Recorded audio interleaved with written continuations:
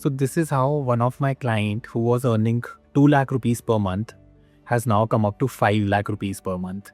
It's an easy management. When I explain you will see the crack that, oh shit, everyone knows this, but nobody's executing it. So he owned an asset in Gurgaon, an apartment which was priced at 10 crores. Now a 10 crore rupee apartment, he was getting a rental of approximately 2.25 lakhs per month. And I told him since past 2 years, it has on the same value. So he knows me well and he trusts me. So I told him it's on the same value.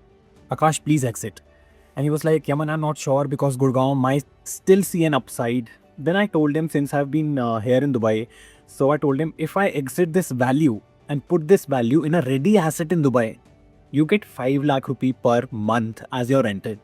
First, he knew that Dubai has good rentals, and then I also told him that your currency has moved into dirhams, which is US dollar pegged.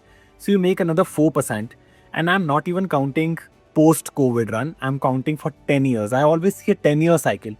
So there's an up in the market since post-COVID. So I told him if you see from 2016 and to 2026, there's a 4% upside every year. So I told him, Akash, you'll make approximately 10% per annum. Right now, you're making 2% per annum. He listened to me and he did it. So from 2 lakh rupee per month, now he makes 5 lakh rupee per month. Now, what's the learning over here? The learning is we keep on buying real estate, but we don't reflect on it. Is it appreciating? Should we exit now? Should we move it to a better asset? Should we move it to a better upcoming location? So this is my take. For people who have invested in real estate and have been investing in real estate, reflect on your portfolio and reach out to us so that we can analyze what's best for you, which are the upcoming locations and the projects where you can move your capital and make more money. So reach us out if you're looking for a right guidance in real estate.